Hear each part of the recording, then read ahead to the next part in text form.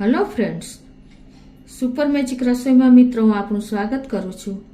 આજે હું આપણે ઘરમાં કોઈ શાક ન હોય ને તો તમે એકદમ ઈઝી રીતે તમે કેપ્સિકમ અને કાંદાનું શાક તો આપણે બનાવી જ શકીએ છીએ મિત્રો, અને એકદમ ટેસ્ટી થાય છે, એકદમ પંજાબી સ્ટાઇલમાં જ, કોઈ ટાઈમ પણ નથી લાગતો। તો તમને ચોક્કસ મારો વિડીયો ગમશે, ગમે તો લાઈક કરજો, શેર કરજો અને સબસ્ક્રાઈબ કરવાનું તો ભૂલતા જ નહીં।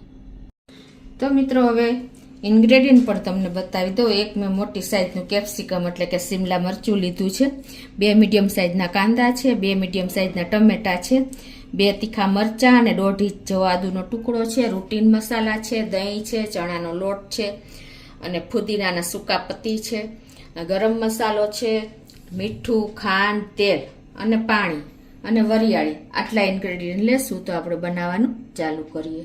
પહેલા તો આપણે આદુ અને મરચાંની પેસ્ટ તૈયાર કરી લેશું। તો આ રીતે જો આપણે પેસ્ટ પણ તૈયાર કરી લીધી છે, અને હવે આપણે જે આ કાંદા લીધા છે ને એને એકદમ બારીક સમારવાના છે। એની આપણે પેસ્ટ નહીં કરીએ કેમ કે બારીક ક્રન્ચી ટેસ્ટ આવે છે ગ્રેવીમાં, એટલે આ રીતે આપણે એને સમારી લેશું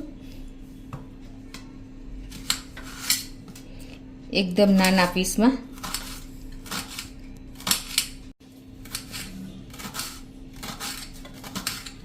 તો આ રીતે જો આપણે કાંદા પણ સમારી લીધા છે। હવે એ જ રીતે આપણે નાના પીસમાં ટમેટા પણ સમારી લેશું।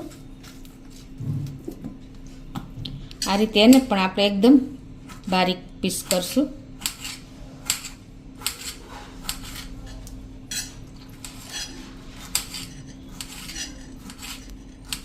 તો આ રીતે જો આપણે ટમેટા પણ નાના પીસમાં સમારી લીધા છે। હવે આપણે કેપ્સિકમ અને કાંદાને સમારશું। તો કાંદાને આપણે બલ્કમાં એટલે કે આ રીતે એના ડાઈસમાં કટ કરશું આ રીતે, એટલે શું કે આપણે આખા પીસ એને બાઇટ્સમાં આવે।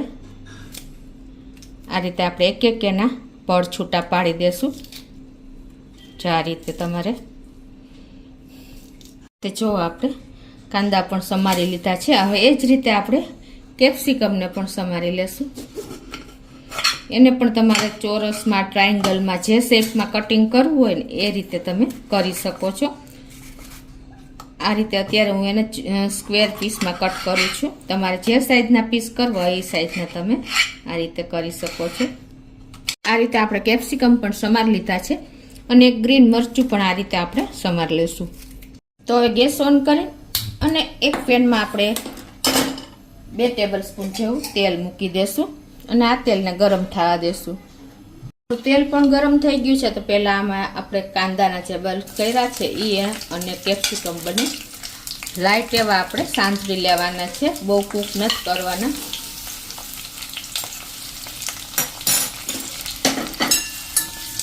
તો આ રીતે એને આપણે સેજ એવા સોતે કરી લેશું।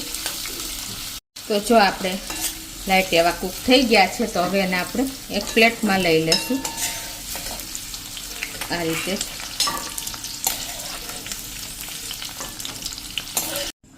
તો આપણું તેલ પણ ગરમ છે, તો એમાં અડધી ટીસ્પૂન જેવું આપણે જીરું નાખી દેશું, અડધી ટીસ્પૂન જેવી રાઈ નાખી દેશું, અને 1/4 ટીસ્પૂન જેટલા આપણે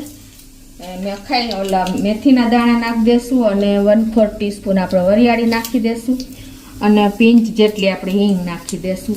અને આ મસાલા આપણે દાજવા નથી દેવાના, અને આ રીતે જ આપણે સરસ તેલમાં નાખીને અને હવે એમાં આપણે આ એક મરચું ગ્રીન સુધાર્યું છે એ નાખી દેશું, અને કાંદા પણ નાખી દેશું।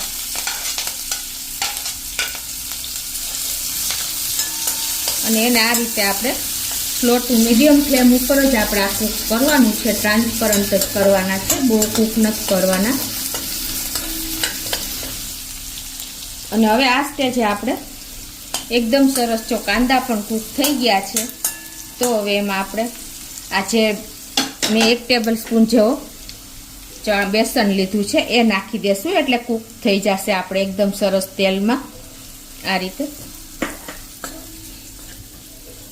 કચાશ એની સરસ દૂર થઈ જશે, અને આ સ્ટેજે તમે નાખશો ને તો તમારો આ બેસન જરાય પણ કાચું નહીં લાગે, અને એકદમ સરસ આપણે તેલમાં જુઓ એનો કલર પણ એકદમ કૂક થઈ જશે ને એટલે ચેન્જ થઈ જશે। મિત્રો મેં તમને આની પહેલાં પણ એક સબ્જીના વિડીયોમાં કીધું છે કે તમે બેસન અને દહીં એ બંનેનું તમે શાકમાં એડ કરશો ને એટલે ટેસ્ટ અનેક ગણો વધી જાય છે.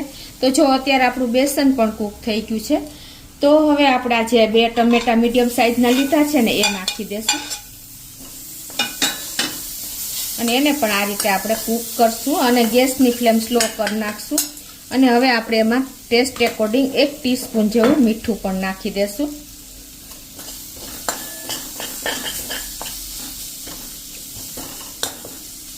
અને હવે આમાં આપણે મસાલા કરી લેશું અને આપણે જે આદુ મરચાંની પેસ્ટ કરી છે ને એ પણ નાખી દેશું. જે 1 ઇંચ જેટલો આદુનો ટુકડો હતો અને 2 ગ્રીન મરચાં હતા એને પણ આપણે આ રીતે આમાં કૂક કરી લેશું. અને હવે આમાં આપણે મસાલા પણ કરી લેશું. એ પહેલાં થોડુંક આપણે જે પેસ્ટ બનાવી છે ને એમાં પાણી નાખીને એમાં નાખી દેશું.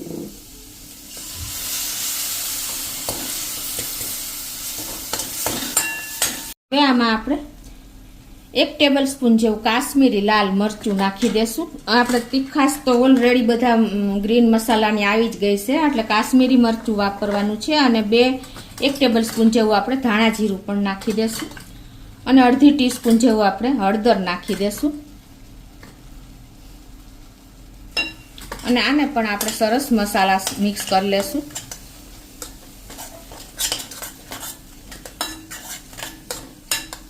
અને હવે થોડુંક આમાં આપણે હજી પાણી નાખીને અને આ મસાલા કૂક થાય ને ત્યાં સુધી આપણે એને થાવા દેશું.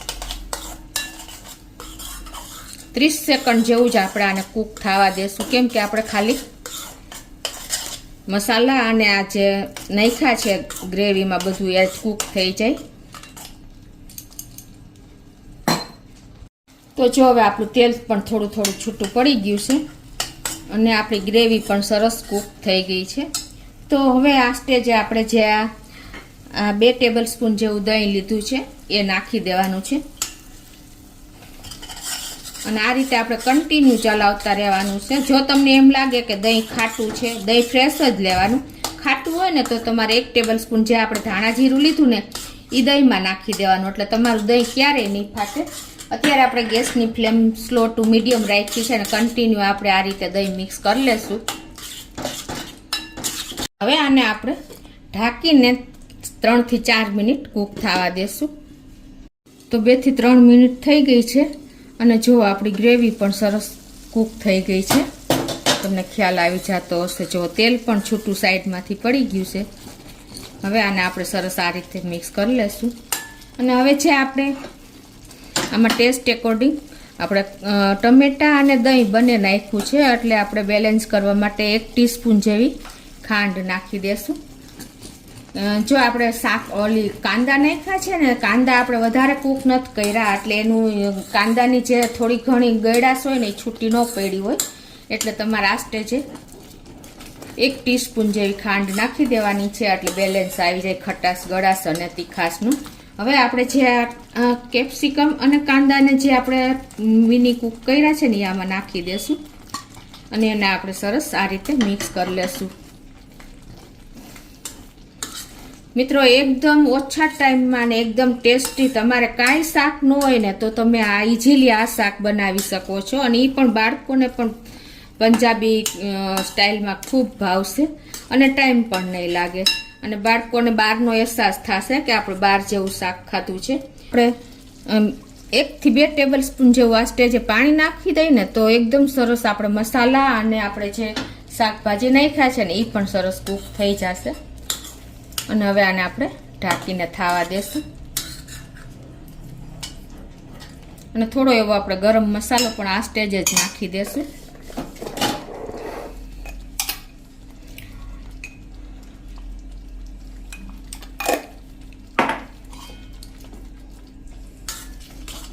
આપણે ઘરના જ બધા અવેલેબલ ઇન્ગ્રેડિયન્ટ કોઈ આપણે રીચ મસાલા વાપર્યા નથી તો પણ આપણું શાક એકદમ ટેસ્ટી અને લુકમાં પણ સરસ જ થશે. હવે ઢાંકીને આપણે થવા દેશું 2 થી 3 minute slow to medium flame ઉપર. તો 2 થી 3 મિનિટ થઈ છે અને જુઓ આપણું શાક એકદમ રેડી થઈ ગયું છે કૂક પણ સરસ થઈ ગયું છે.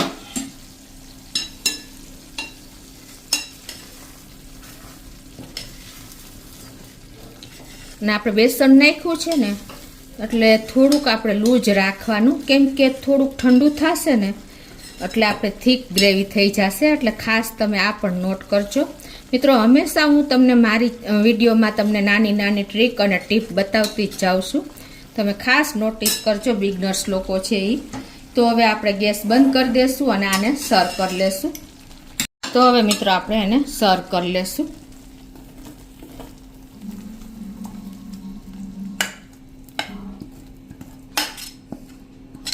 મિત્રો આપણું શાક રેડી છે અને હવે ઉપરથી આપણે એકદમ ફ્રેશનેસ આપવા માટે આપણે ફુદીના, જે સૂકો ફુદીનો હોય ને એનો પાવડર આપણે આ રીતે હાથે ક્રશ કરીને નાખી દેશું. એકદમ આપણા શાકમાં ફ્રેશનેસ લાગશે મિત્રો. અને જો તમારી પાસે ફુદીનો અવેલેબલ ના હોય ને તો તમે કસૂરી મેથી નાખી શકો છો મિત્રો. તો ચોક્કસ તમને આ કાંદા કેપ્સિકમનું શાક ગમશે મિત્રો, અને ઇઝીલી ઓછા ટાઈમમાં બની જશે અને બધાને ભાવશે એ મારી ગેરંટી છે મિત્રો. તો તમને ચોક્કસ મારો વિડીયો ગમશે. ગમે તો લાઈક કરજો, શેર કરજો અને સબસ્ક્રાઈબ કરવાનું તો ભૂલતા જ નહીં.